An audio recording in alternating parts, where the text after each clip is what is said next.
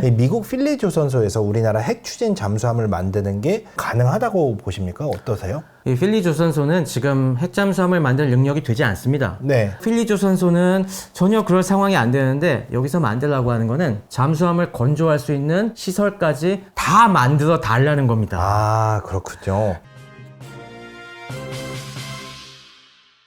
네, 안녕하세요. 반갑습니다. 안대과학 항성입니다. 얼마 전 에이펙이 열렸습니다. 경주에서. 여기서 한미 정상이 대단한 승인을 이뤄냈는데 바로 한국의 핵추진 잠수함 건조를 승인하겠다라는 이야기가 오고 갔습니다. 사실 이거는 단순히 무기 체계가 아니라 과학기술의 결정체라는 점에서 과학적으로도 저는 의미가 있다라고 생각을 합니다. 과연 핵추진 잠수함 그리고 거기에 필요한 핵추진 연료 승인이 과학적으로 어떤 의미를 가지는지, 그리고 앞으로 핵잠수함을 건조하는 한국의 기술이 어디까지 갈 수 있을지 오늘 최승병 박사님을 모시고 한국의 핵잠수함 건조에 대해서 한번 알아보도록 하겠습니다. 안녕하세요. 네, 안녕하세요. 저는 전쟁 속에 숨어있는 과학기술을 풀어드리는 물리학 박사 최승병입니다. 아, 네. 물리학 박사인데 전쟁과 무기 이쪽에서 또 워낙에 조예가 깊으셔가지고 KFN에서도 코너를 운영을 하고 계시기도 하는데, 이제 얼마 전에 에이펙에서 정상회담이 있었고 거기서 깜짝 놀랄 소식이 전해졌습니다. 미국의 이제 트럼프 대통령이 우리나라의 핵잠수함 건조를 승인을 했다라고 했는데, 이제 이게 되게 이슈가 되고 있어요. 어떤 부분에서 이슈가 되고 있는 거죠? 일단 핵추진 잠수함 자체가 네. 핵잠수함 어마어마한 무게감이 느껴지지 않습니까? 네. 그동안 우리도 이걸 건조해야 된다 일각에서 얘기가 많았었는데 네.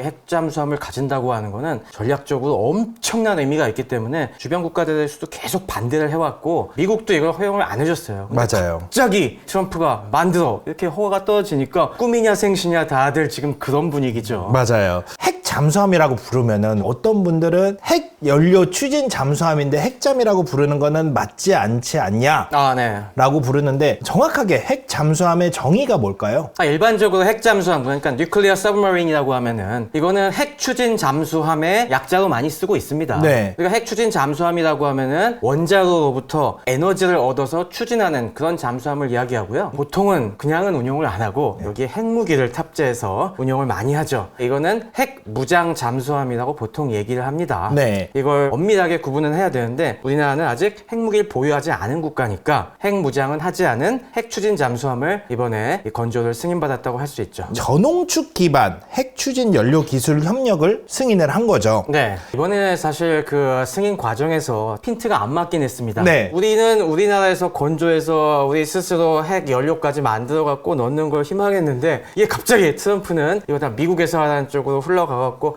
조금 애매하긴 했는데, 그럼 여기서도 초점이 되는 것이 그러면 왜 핵 연료를 갖다가 굳이 승인을 받아야 되는 이런 상황이었는지 우리가 살펴봐야 됩니다. 맞아요. 사실 한국의 요구를 100% 수용하지 않고 네. 조건부로 역제한을 한 거라고 볼 수가 있겠죠, 미국이. 맞습니다. 그래서 이제 추가 협의가 더 필요한 것으로 알고 있는데, 핵추진 잠수함은 정확하게 어떤 원리로 움직이는 건가요? 핵추진 잠수함도 원자로가 들어가 있는데요. 원자력 발전소는 어마어마하게 크지 않습니까? 맞아요. 보통 핵잠수함이라고 하면은 뭐 작게는 뭐 배수량 한 5,000톤에서 뭐 한 2, 3만 톤 급 정도까지 아주 작지는 않지만은 그렇다고 해서 충분한 스페이스는 아니거든요. 네. 이 안에다가 꽉꽉 눌러 담아갖고 충분한 동력을 낼 수 있게 하는 원자로가 들어가 있는 거예요. 이 원자로에서 기본적으로 뭐가 발생하느냐? 열이 발생합니다. 그렇죠. 핵분열 과정에서 일어나는 그 열로 인해서 그 안에서 물을 데워요. 쉽게 얘기해서 핵잠수함 속 원자로는 아주 뜨거운 열수가 나오는 그냥 네. 보일러라고 생각하면 됩니다. 그럼 이 보일러가 순환을 하면서 바깥에서 물을 데워서요, 아주 강력한 스팀을 만들어낸 다음에 이 스팀을 이용을 해서 발전기를 돌려서 전기를 생산하기도 하고, 아니면 이 스팀을 곧바로 증기 터빈에 넣어갖고 그 동력으로 잠수함을 운전하기도 합니다. 맞아요. 아주 큰 원자력 발전소를 그 안에 있는 시스템은 그대로 가지고 와서 작게 만들어서 에너지를 생산하는 그 과정을 잠수함 속에 넣는다라고 네네. 보면은 될 것 같은데, 우리나라도 잠수함이 있지 않습니까? 있습니다. 네. 많이 있습니다. 가장 유명한 잠수함이 뭐죠? 잘 알려진?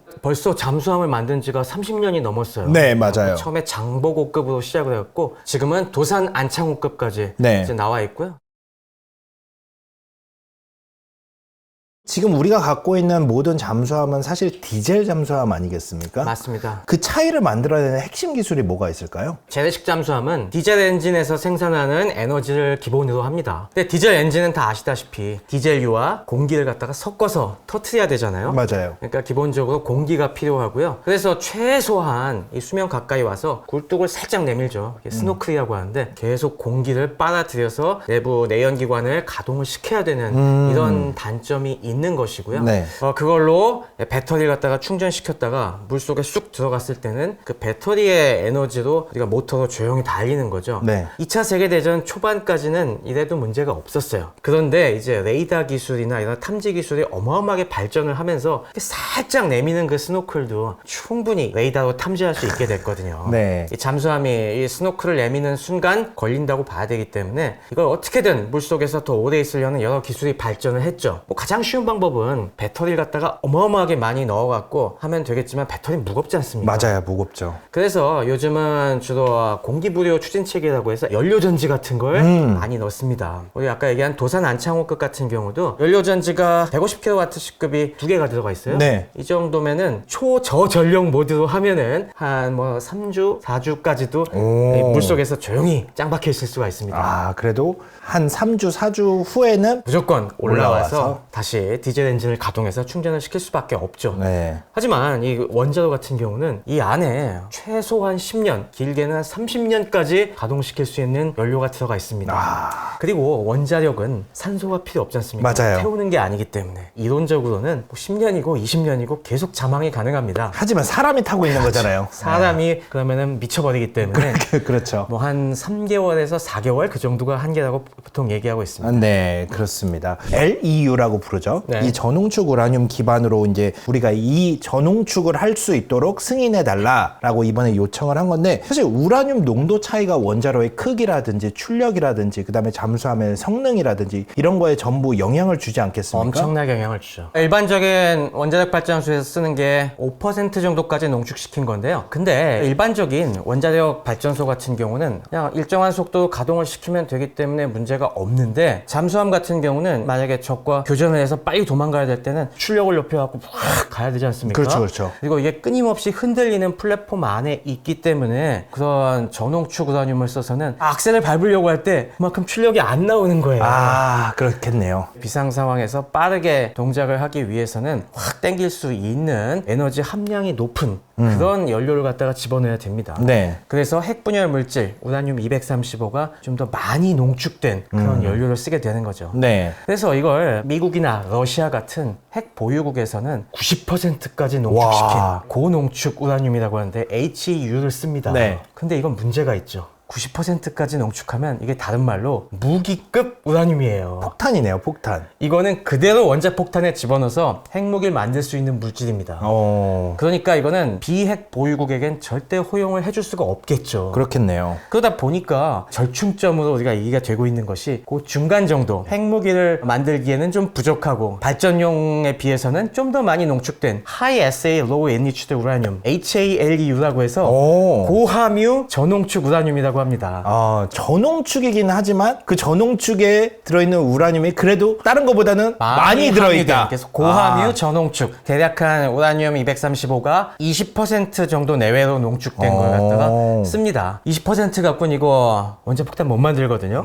네. 순수한 연료로 쓸 수 있겠다. 그래서 그 선을 갖다가 정해 놓는 겁니다. 우리 보통 디젤 잠수함하고 핵 추진 잠수함하고 속도를 비교를 한다고 네네. 했을 때 어느 정도 차이가 나나요? 디젤 잠수함도 요즘은 성능이 많이 좋아져서 최고 속도는 한 시속 40km 정도까지 낼 수가 있어요. 근데 이거는 말 그대로 정말 비상 상황에만 씁니다. 극한 상황에서. 네, 모든 동력을 다 몰아갖고 확 가면은 그렇게 달릴 수가 있는데, 문제는 이렇게 가면은 몇십 킬로미터 못 갑니다. 그런데 원자력 잠수함 같은 경우는 힘 안 쓰고 조용히 달릴 때도 시속 40km까지 낼 수가 있고, 네, 뭐 무리하게 되면은 시속 한 7, 80km까지도 낼 수가 있죠. 그리고 그런 과부하 상황 상태로도 거의 한정 없을 정도로 달릴 수가 있기 때문에 네. 그만큼 이 항행 능력 자체가 어마어마한 차이가 있는 거죠. 네, 전략적 군사적 목적으로 쓴다고 하면은 핵추진 잠수함을 보유했냐, 보유하지 못했냐는 사실 다른 나라와 잠수함끼리의 이제 경쟁에서 엄청나게 큰 차이를 만들어내겠네요. 맞습니다. 보통은 잠수함을 사일런트 헌터라고 합니다. 네. 바닷속에도 여러 요소가 길목이 있거든요. 적 잠수함이나 함정이 잘 지나다니는 길에 배치해서 몰래 물속에 숨어 있다가 저격하는 용도로는 재래식 잠수함이나 원자력 잠수함이나 크게 차이가 없을 수가 있습니다. 하지만은 원양을 나가서 작전을 하고 적을 계속 쫓고 쫓는 추격전을 한다고 하면 기존의 디젤 전기 잠수함 갖고는 부족하죠. 이걸 대표적으로 보여주는 게 1980년 고무렵에 포클랜드 전쟁이 있었잖아요. 네. 포클랜드 전쟁은 대서양 남쪽 아르헨티나 앞바다에서 있었던 전쟁인데 전쟁이 터지니까 영국에서 그 해군을 급히 파견을 했어요. 그때 이 재래식 디젤 잠수함이랑 원자력 잠수함을 동시에 출발을 시켰습니다. 근데 원자력 잠수함은 단 2주 만에 가서 전개가 딱 끝났는데 재래식 잠수함은 5주일이나 걸렸어요. 와, 배치가 차이가 되는데. 엄청나게 나네요. 그렇죠. 네. 그만큼 이걸 갖고 있느냐 못 갖고 있느냐는 원양 작전을 하는데 하늘과 땅 차이의 성능 차이를 냅니다. 아, 그렇군요. 방금 말씀해주신 HALEU 같은 함유량이 높은 전홍축 우라늄 같은 경우에는 잠수함 말고도 미래의 해상 에너지 같은 데 원료로 사용하는 게 가능할까요? 사실 우리가 이번에 미국과 협상을 했던 거는 전홍축 우라늄을 사용할 수 있게 허가해달라 맞습니다.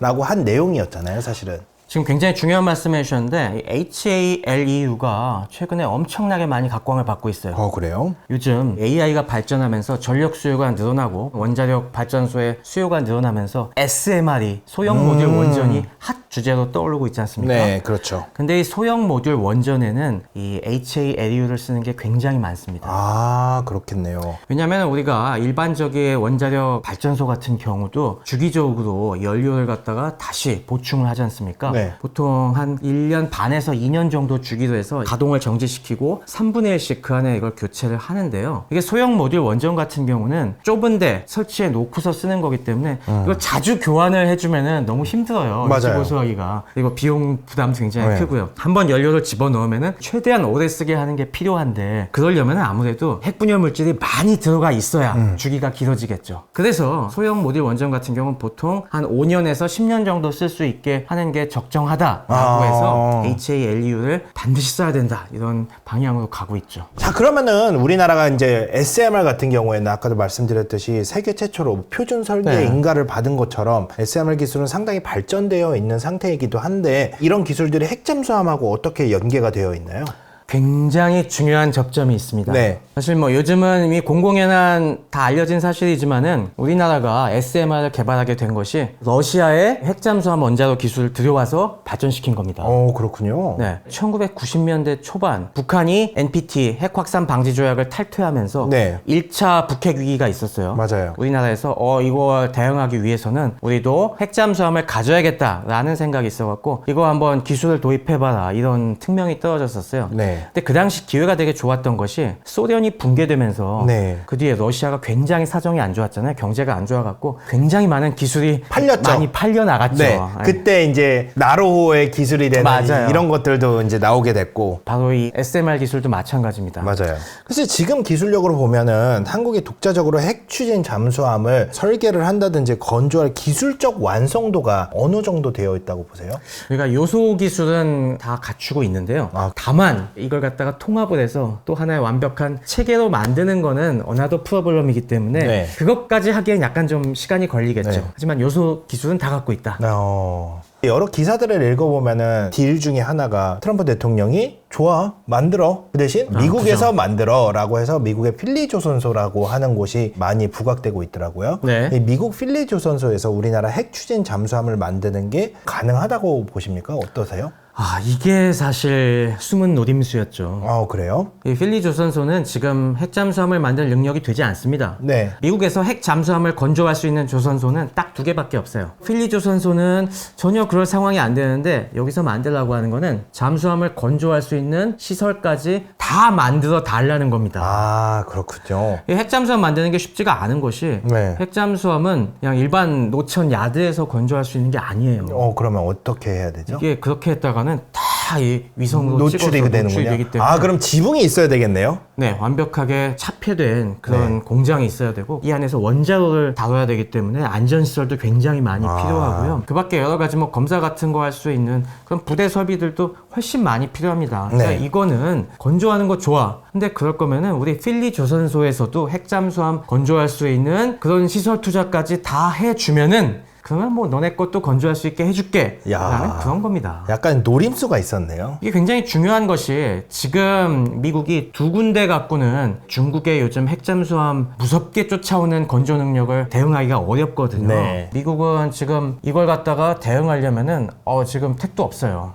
그럴 때 필리조선소가 만약에 우리가 시설 투자를 해갖고 양산할 수 있는 능력을 갖추게 된다면은 중국 상대하는데 어마어마한 도움이 되죠. 그렇군요. 그러면 실제로 한국이 핵 추진 잠수함을 갖기까지 정치적 문제도 있겠지만 과학적으로 그리고 기술적으로 넘어야 될 큰 산이 있다면 어떤 게 있을까요?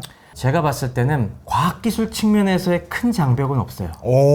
근데 네. 진짜 중요한 거는 돈이라든가 안전규제 같은 그 외의 문제가 사실 전 크다고 봐요. 그리고 이게 우리나라에서 독자적으로 할 수 있는가라는 거에서 회의적인 분들도 많아요. 잠수함용 원자로는 극한 상황에서 견뎌야 되기 때문에 처음부터 잠수함에 넣는 건 너무 위험해요.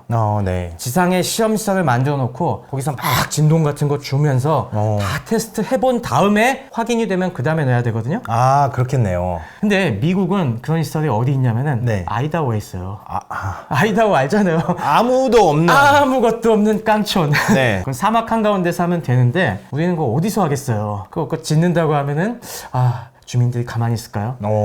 그런 거 하나도 쉽지 않고 여러 가지 또 반대하는 분들도 많이 있는데 그런 걸 다 막아가면서 하는 것 자체가 되게 어렵고 비용도 많이 들고 미국에서 한다고 해도 여전히 문제가 많은 것이 미국에도 사실 원자력 안전 규제가 되게 많거든요. 그렇겠죠. 필리조선소가 어딥니까? 가깝잖아요. 거기 되게 인구 밀집 지역이라. 그렇죠. 필라델피아 이쪽이에요. 네. 그러다 보니까 거기서도 무슨 반대 움직임이 있을지 몰라요. 그런 거 하나하나 지켜가면서 생산 설비를 짓는다?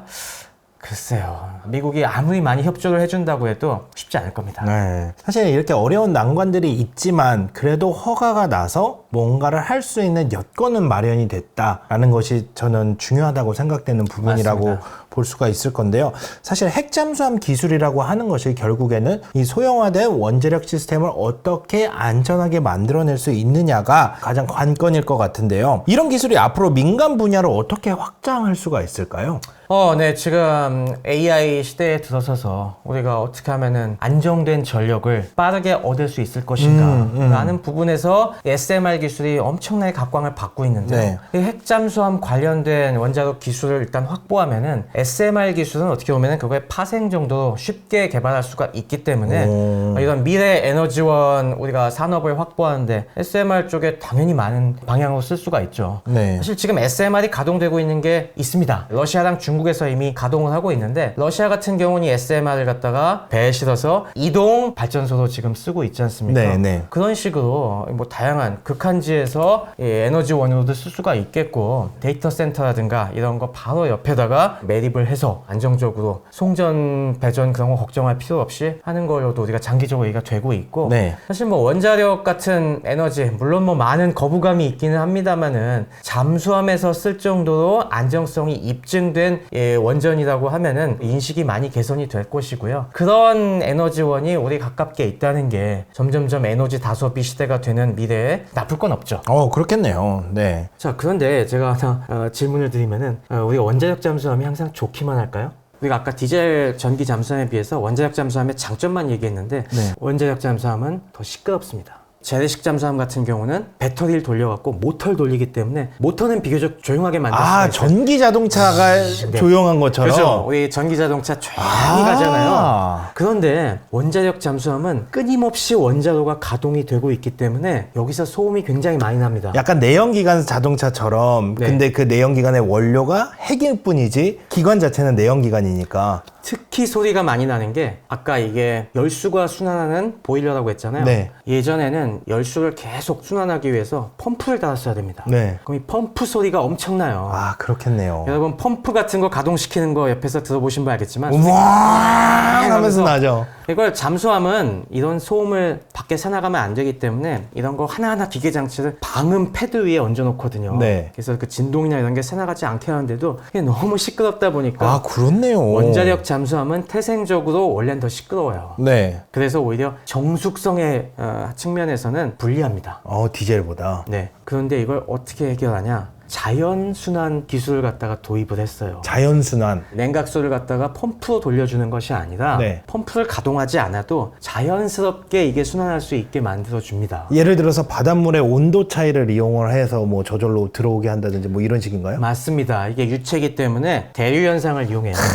이 대류 현상을 극대화시켜서 굳이 펌프를 가동시키지 않아도 자연순환이 되게 하는 이런 기술이 지금은 완전히 딱 들어가 있습니다. 그래서 예전보다는 굉장히 많이 조용해졌습니다. 이게 왜 중요하냐면은 SMR의 안전성 확보에도 굉장히 중요합니다. 자, 후쿠시마 원전 사고가 왜 발생했습니까? 원전 자체가 문제였던 게 아니라 바깥에 냉각수 순환 펌프가 전원이 쓰나미로 인해서 공급이 안 차단이 되면. 되면서 문제가 발생한 그렇죠, 거잖아요. 네. 그게 만약에 자연순환이 되는 시스템이었으면 어땠을까요? 아. 전원이 끊어져도 계속 알아서. 냉각계통이 돌아갔을 거예요. 네. 우리 SMR이 안전하다고 하는 것이 이런 식으로 핵잠수함에서 쓰기 위한 자연순환 냉각 시스템이 SMR은 지금 거의 다 쓰이고 있거든요. 그렇기 때문에 훨씬 안전성이 좋아진 거예요. 이게 다 핵잠수함 기술에서 파생된 유용함이라고 볼 수가 있죠. 마지막으로 과학자로서 이번 핵잠수함과 관련된 여러 가지 이슈들, 그 다음에 논의들을 바라볼 때 전하고 싶은 메시지가 있다면 어떤 메시지를 전하고 싶으신가요? 이번에 뭐 여러 가지 반응들을 봤을 때 열정과 냉정 사이를 잘 지켜야 한다는 생각이 들었어요. 네, 좋습니다. 맞습니다. 네. 앞으로 뭐 좀 더 얘기가 나와야겠지만은 굉장히 우리가 중요한 전기를 맞았다고 봅니다. 실제 우리가 조심해야 될 부분도 있습니다. 우리가 핵잠수함이 굉장히 많은 기대를 안고 있습니다만은 이 핵잠수함 하나 가진다고 해서 우리의 군사력이 갑자기 어마어마하게 늘어나고 우리가 군사 강국이 되는 건 아니에요. 네. 당연히 우리가 다양한 무기 체계를 조화롭게 갖고 있어야 되기 때문에 이거에 너무 많은 기대를 하는 건 좀 무리이고요. 우리가 또 중요하게 생각해야 될 것이 핵잠수함은 결코 공짜로 얻어지는 게 아닙니다. 네. 어마어마한 비용이 들어갑니다. 이게 하나 건조하는데 디젤 전기 잠수함보다 적게는 한 4-5배, 많게는 거의 10배 들어갈 수도 있거든요. 그렇군요. 네, 건조 비용만 몇 조 원에 그 뒤로 운용 비용도 어마어마하게 들어갑니다. 과연 그 정도의 거대한 비용을 갖다가 치를 준비가 되어 있는지 뭐 이런 거 하나하나 다 따져봐야 되는 문제가 있습니다만은 네. 이게 중요한 기회인 것도 사실입니다. 앞서 얘기 나온 것처럼 핵잠수함용 원자로 기술은 결코 여기에만 쓰이는 것이 아니라 우리가 또 미래 중요 대안 에너지로 생각하고 있는 SMR 기술을 갖다가 우리가 좀 더 완벽하게 발전시키는데 굉장히 중요한 계기가 될 수 있어요. 또 이번에 미국이 열심히 협력함으로 인해서 우리가 그 과정에서 분명히 우리가 갖지 못했던 부분들을 많이 배울 수 있을 거거든요. 또 한 가지 의미가 있는 것은 우리가 우라늄 농축 기술이라든가 이제까지 우리가 확보하지 못했던 중요한 원자력 기술의 빈틈을 확보하고 더 중요한 건 그걸 실제로 가동할 수 있는 설비를 갖게 될 것입니다. 네네. 이거는 우리가 당장 핵무기를 갖는 건 절대 아니지만은 미래에 어떤 상황에든 대비할 수 있는 핵 잠재력을 갖는다는 의미에서도 네. 굉장히 의미가 있다고 봅니다. 그러니까 우리나라의 여러 제반 과학 기술을 한 단계 업그레이드할 수 있는 의미에서 저는 우리가 활용하기에 따라서 굉장히 중요한 순간이 왔다고 보고요. 걱정되는 부분도 많이 있습니다. 네. 가장 큰 걱정은 프로젝트들을 할 만한 이런 인력이 많이 부족한 건 사실이고요. 그런 면에서 이번에 우리 이 안될과학 시청자분들께서 좀 더 많은 관심을 가지고 성원도 많이 보내주시면은 그만큼 더 좋은 결실이 맺어지지 않을까 합니다. 우리나라의 입장에서는 기존에 없었던 새로운 무기 체계를 하나 더 가질 수 있다라는 관점에서 국방력 증대에 관한 좋은 계기가 될 수 있을 것 같고요. 또 핵추진 잠수함이 여러 과학 기술들이 접목된 기술이기 때문에 이 과정에서 우리나라가 그동안 갖지 못했던 여러 과학 기술들을 새롭게 경험하고 실용화시킬 수 있는 좋은 기회가 되지 않을까 그렇게 생각을 합니다. 여러 가지 우려되는 지점들도 있겠지만 그 부분들은 차차 하나씩 해결해 나가면 되지 않을까 생각합니다. 지금까지 안될과학 항성 최승병이었습니다. 감사합니다. 감사합니다.